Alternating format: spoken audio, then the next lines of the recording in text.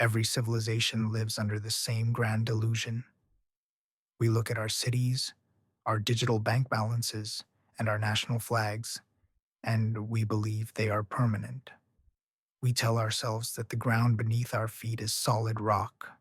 But history, in its brutal and repetitive honesty, tells a different story. Money is not rock. It is not even metal or paper. Money is trust. And trust is the most fragile substance in the universe.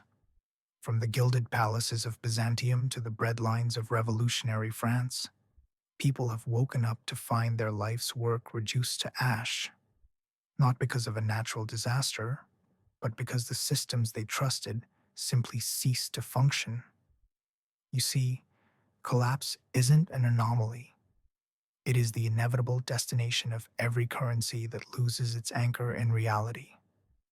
The real question isn't whether the system will fail, but what will you be holding when the music stops? Consider the Byzantine Empire. For centuries, they held the world together with the gold solidus. It was the global reserve currency of its age, accepted from the markets of Asia to the ports of Europe. It was a symbol of absolute stability. But even the strongest empires cannot resist the siren song of debasement. Just as the Romans before them had turned their silver coins into worthless tin, the Byzantine emperors began to shave the purity of their gold. They stretched the metal, mixing in cheaper alloys, hoping no one would notice that the pure gold was now a political fiction. But the market always knows. When trust cracked, the economy shattered with it. The survivors weren't the ones who kept the emperor's coins in their pockets. They were the ones who saw the lie early and moved their wealth into land or raw gold, assets that a government cannot counterfeit or dilute. Sometimes the shock isn't slow debasement, but a sudden, violent strike. In the 14th century, the Black Death wiped out nearly half of Europe's population. Trade routes vanished. Cities turned into graveyards. But in the wreckage, a strange economic miracle occurred for the survivors. Because labor became so scarce, it suddenly became incredibly valuable. For the first time, the peasant had leverage over the lord. Those who held liquidity, silver, or simply the physical ability to work could suddenly buy land and houses for a fraction of their old cost. We saw a modern echo of this during the COVID-19 pandemic. While the world locked down, governments printed trillions to keep the gears turning. The result?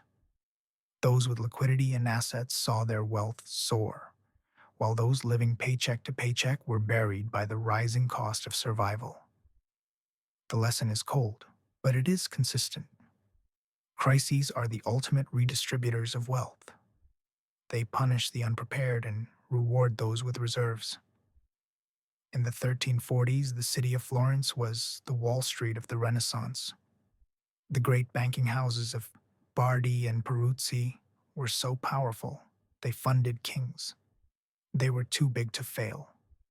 But when King Edward III of England defaulted on his war debts, the dominoes fell. The banks collapsed, and the ordinary citizens of Florence found that a bank's reputation is not a guarantee of safety. Fast forward to 2008, or the collapse of Lebanese banks in 2019, and the story is identical. We are told that our money is safe in the vault, but your deposit is not a treasure chest. It is a loan you've made to an institution that might decide, when the storm hits, to lock its doors and keep your money. Whether it's a Florentine merchant or a modern retiree in Beirut, the lesson is the same. Survival belongs to those who doubt the institution before it fails. When governments are desperate, they turn to the printing press. During the American Civil War, both the North and the South tried to print their way to victory. The Union had its greenbacks, but it was the Confederacy's graybacks that provided the most brutal lesson. By 1865, Confederate money was so worthless that a bag of bills couldn't buy a loaf of bread. In Revolutionary France, the government issued assignats, paper notes backed by patriotic promises, and confiscated land. But promises don't fill stomachs. Farmers refused to trade real food for colored paper. In the end, the only thing that mattered was tangible value: land, grain, and silver. When the currency died, the people holding the patriotic paper were left with nothing but scraps of history. If you think this is ancient history, look at the Asian financial crisis of 1997 or the recent meltdown in Lebanon. In Thailand and Indonesia, ordinary people saw their savings vanish as their currencies collapsed under the weight of foreign debt. In Lebanon, the pound lost 90% of its value in just 2 years. These aren't just statistics, these are stolen futures. When the system breaks, it isn't the billionaire creditors who suffer. They've already moved their wealth into foreign assets. It is the doctor, the engineer, and the teacher who trusted the local currency and the local bank who are wiped out. The patterns of 1997 Asia and 2021 Lebanon are the same patterns we saw in the 1790s in Paris. Debt is a trap, and paper is a fragile shield. So what survives when money fails? History gives us a clear, if uncomfortable, roadmap.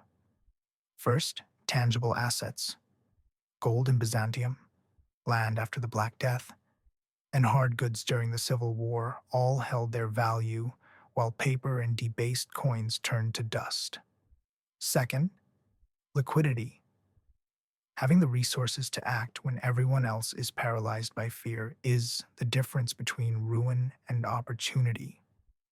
After every crash, there is a massive transfer of wealth from those who held promises to those who held reality. But the ultimate protection isn't just what you own, it's what you can do. The baker, the craftsman, and the builder survive because their skills are a currency that no government can devalue. In a crisis, money loses its meaning, but the need for production never does. The question is not whether the illusions of today will eventually collapse. History tells us they will. The question is whether you will be left holding a handful of promises, or if you will be holding something real. If you want to understand the patterns of the future, you must look at the wreckage of the past. Hit subscribe, like the video, and let's keep looking together.